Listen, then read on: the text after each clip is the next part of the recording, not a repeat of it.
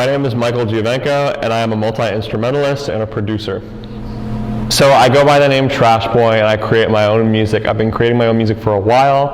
I started out producing on GarageBand because just in elementary school that's what they had, and then I worked my way up to Logic. But I still used GarageBand for a while. So like my junior year of high school, I released an album with my friend, and that wasn't under Trashboy. And we just worked on songs, and I kind of learned how to produce out of a necessity because I wanted to create songs and I wanted to make them and put them out into the world.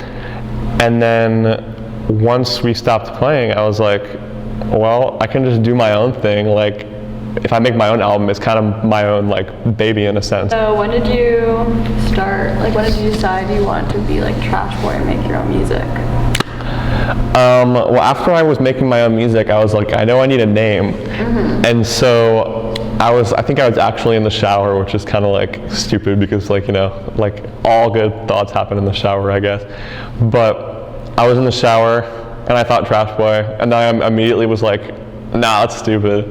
But then I was like, oh, I like it because it's kind of ironic, and it's ironic, it's simple, it's like 2 syllables. I think it's 2 syllables. Yeah, I wanted something short, ironic, simple, and also my album had a lot of like themes of youth in it, like high school youth, so like that's where the boy came from. And I was like, no one's gonna forget that, like when you tell them to call you Trashboy. People just don't forget it because you're calling yourself trash, and it really sticks in their head, and that's how you do it, ladies and gentlemen.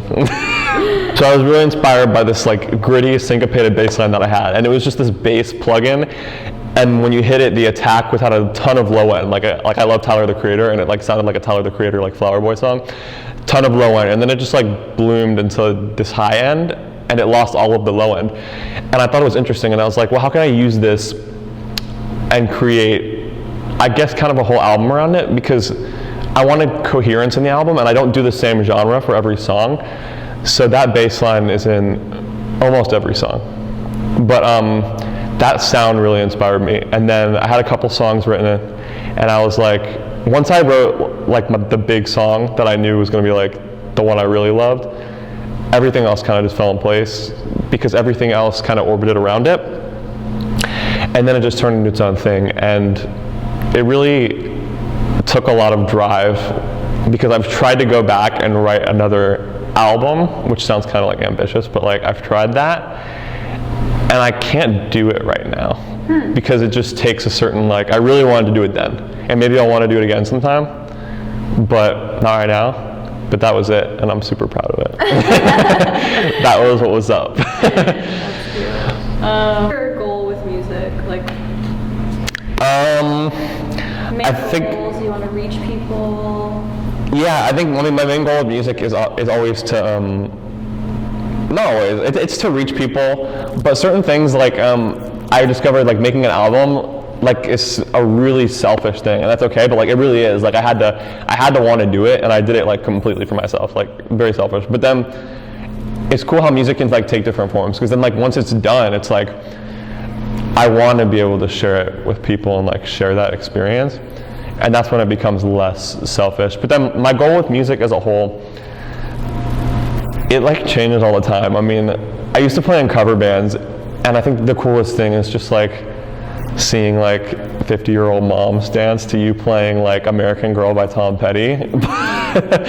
But also, I don't want to play in cover bands my whole life. So it's kind of a complicated question, and I kind of just take it day by day and see where I'm going.